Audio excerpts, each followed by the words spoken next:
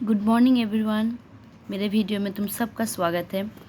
तो देखो, मैं इधर तक समझा चुकी थी कल वीडियो में। तो आज देखो 2 नंबर और 3 नंबर ये दोनों का क्वेश्चन आंसर दिखाऊंगी और समझाऊंगी भी। तो आंसर इन वन सेंटेंस में इसका आंसर लिखना है। तो why is earth called a water planet.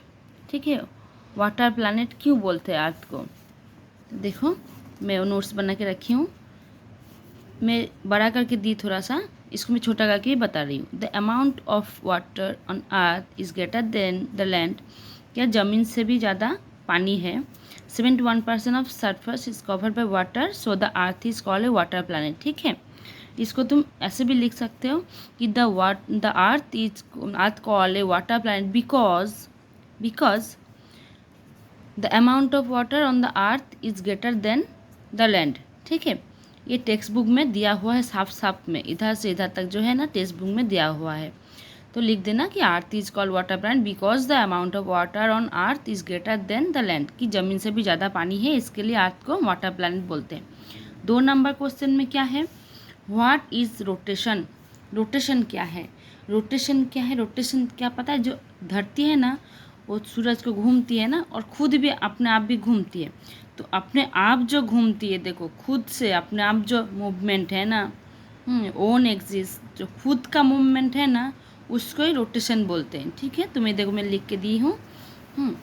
और what is a map. Map क्या है, a map is a drawing of area, एक अर्थ ऑफ द अर्थ, मतलब धरती का एरिया ड्राइंग है ऑन ए फ्लैट सरफेस, मतलब फ्लैट सरफेस, मतलब पता है फ्लैट, इसको भी फ्लैट बोलते हैं। इसके ऊपर अगर तुम धरती का मैप बनाओगे, इंडिया का मैप बनाया, हमारा मुंबई का मैप बनाया, ड्राइंग बनाया, उसको दिखाया कि इस जगह में ये है, वो जगह में वो है, तो सरफेस, फ्लैट सरफेस के ऊपर जो ड्राइंग कर रहे हैं हम लोग धरती का, किसी भी सरफेस, किसी भी एरिया का, स्पेसिफिक्स एरिया का, उसको हम लोग मैप बोलते हैं। तो इसके 3rd स्टैंडर्ड का बच्चा है, छोटा है, वो ज़्यादा बड़ा नहीं लिख सकता, ऊपर से 1 सेंटेंस का है, तो मैं ऐसे लिखे the map is a drawing of area of the earth on a flat surface. Flat surface के ऊपर ड्राइंग है, उसको हम लोग मैप बोलते हैं।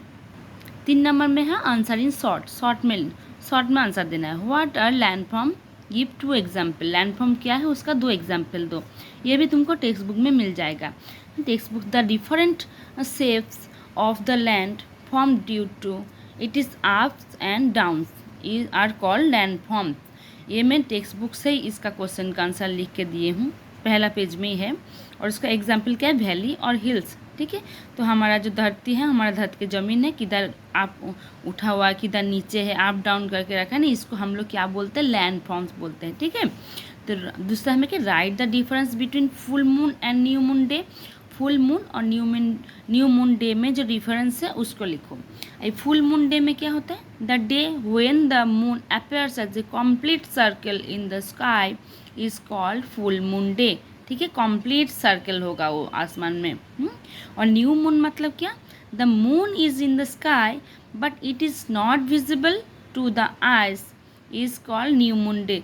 मून तो होता है पर हम लोग आंखों से उसको नहीं देख पाते। ठीक है, विजिबल नहीं होता है, उसको हम लोग न्यू मून डे बोलते हैं।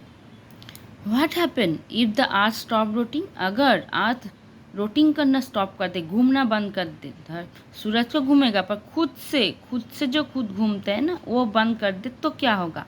If the earth stop rotating, अगर अर्थ रोटिंग करना बंद कर दे रहा है तो क्या होगा, one side would permanent day light, एक साइड में तो सन हमेशा लाइट देते रहेगा, और दूसरा जो है other side would permanent darkness and freezing cold. ठीक है, दूसरा साइड क्या होगा, हमेशा के लिए डार्कनेस और ठंडी में पूरा जम जाएगा। और तुम्हें पता है ये इम्पॉसिबल है, ये कभी नहीं होगा। ठीक है, तो अगर ऐसा क्वेश्चन में दिया है, अगर ऐसा होता है कि तुम सोचो, जस्ट इमेजिन करो कि अर्थ नहीं घूम रहा है, अर्थ ऐसा ही घूम रहा है गोल, खुद में रोटेशन नहीं कर रहा है, तो क्या होगा, एक साइड हमेशा डे लाइट, दूसरा साइड ठंडी में पूरा जम जाएगा और हमेशा डार्कनेस रहेगा। ओके।